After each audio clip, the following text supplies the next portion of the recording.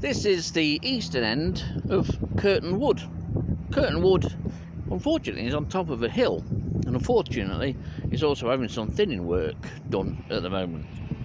So I'm walking around this outside of Kirton Wood. Hopefully it's going to be a bit more sheltered down towards the bottom end of the wood.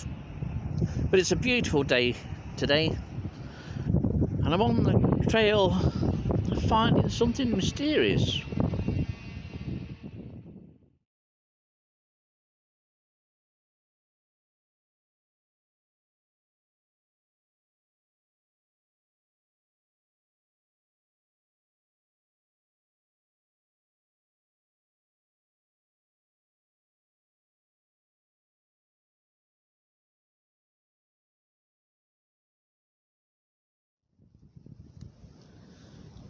Well, I managed to traverse the full length of Kirton Wood. It eventually ends going down into a bit of a dumble, and here it is actually sheltered a bit from the windy conditions.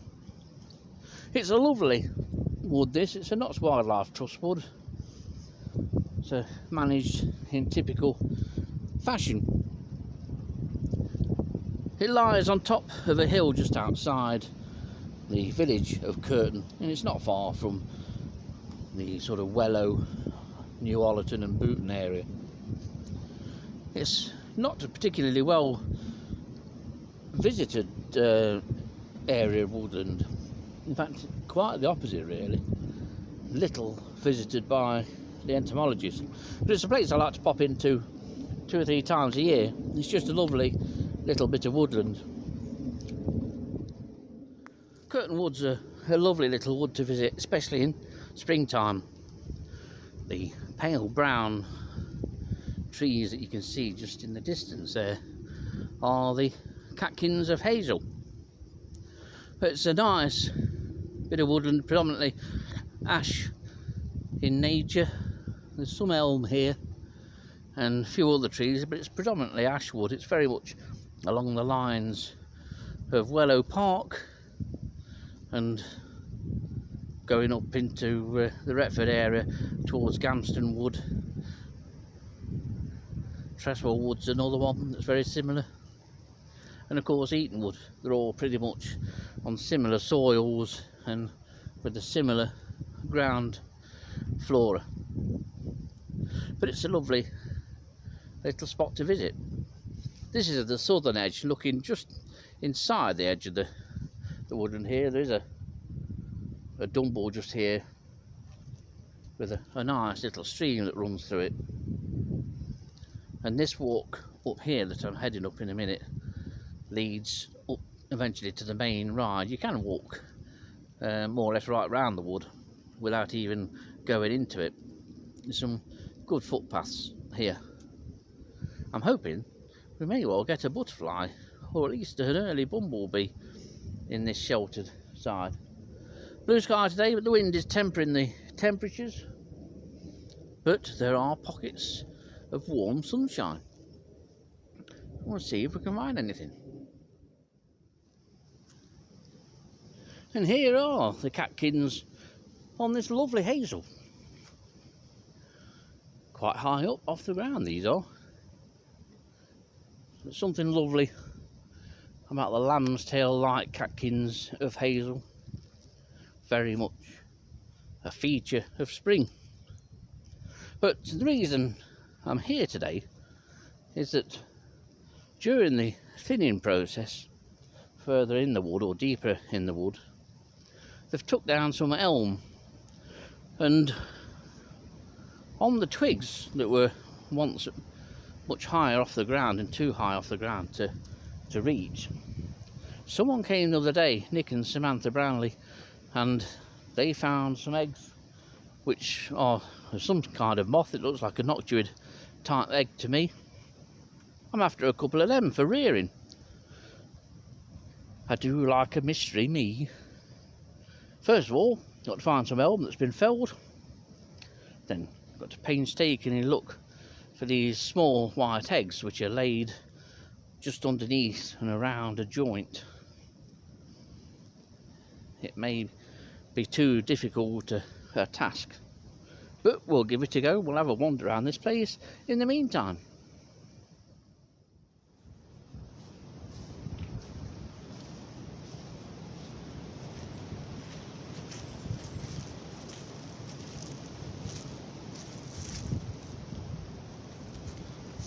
I do love this little spot. It's always good on a windy day like this because this is about the lowest part of the site, to be honest. And so with it being lowest, it's sheltered and attains the warmth more than elsewhere. This is a good ride just to have a slow wander up and down several times. Lots of stuff gets on the foliage on the edge of this shallow ditch here. There's a good variety of shrubs and trees. Been looking on some wych elm there for the eggs of white letter hair streak to no avail. It's just a lovely little spot, this.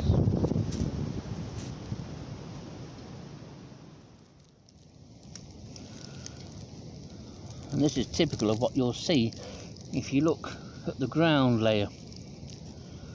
This is ideal overwintering country for the likes of 7-spot ladybird. There's two here. There's one in the centre of the screen and there's another one active and just wandering around just left of screen. But wherever you get dry leaf litter like this tucked in with ground dwelling ivy, you'll invariably find 7-spot ladybirds in spring.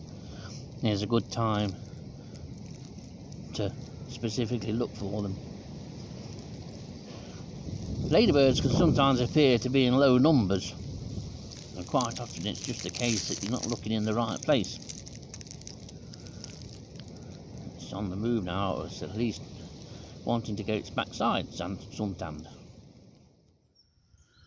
Sorry that there's accompanying sound of chainsaws. Still, the conservationists like it. This is the centre of Kirton Wood.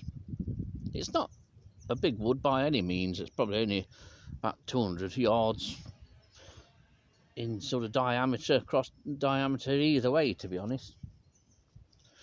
Where Dillis and I trapped was further down there. We didn't bring the car right down, although you can get all the way down here. It is a brick trackway. It's certainly nice and sheltered. This was obviously cleared a number of years ago, and this regrowth, this is about 5-6 year old regrowth. It's amazing how quickly, once stuff's coppiced, it comes back.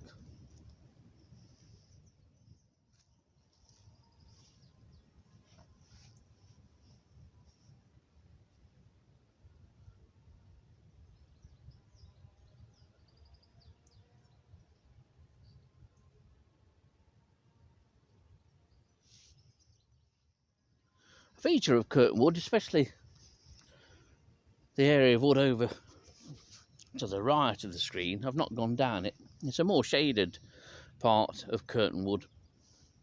But the big feature of this wood is illustrated well directly in front in terms of ivy.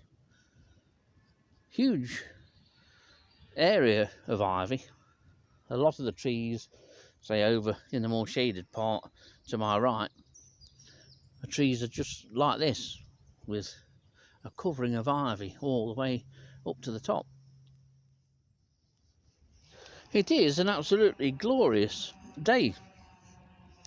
There's virtually no wind here in the centre, which certainly makes the temperature feel better. Just a shame about the noise today.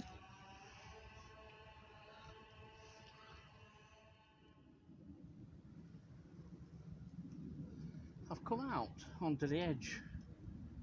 This is the western edge of Kirton Wood. They've just this minute stopped with the chainsaws.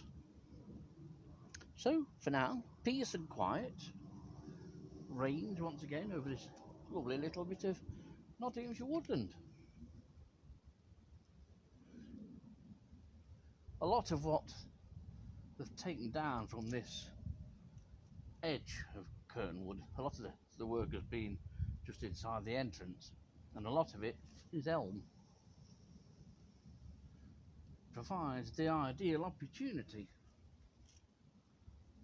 to look on these branches that's been filled for white-letter hair streak, plus further eggs of the unknown moth species that we've collected.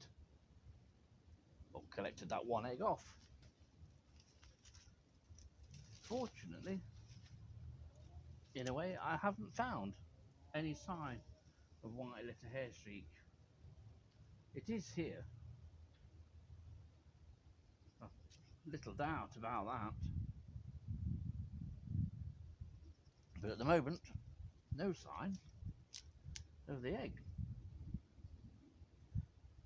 White-letter hair streaks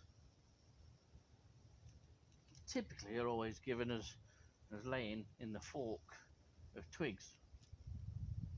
Not so. We'll often lay on the old leaf scar against a bud, an unopened bud, and sometimes also at the joint of last year's and the previous year's growth on a small twig.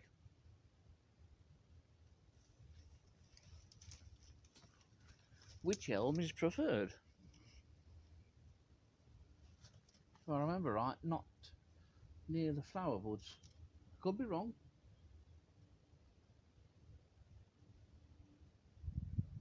When you're looking for eggs or any of the hair streaks, you can't just sort of give a cursory glance over really. You're best to systematically work your way from the ends, shoots, and then turn them over.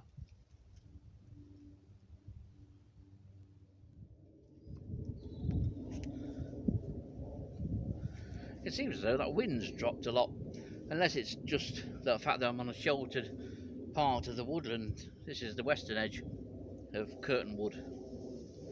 You can hear a bit of a rustle of the leaves that remain on the trees, but it feels extremely pleasant.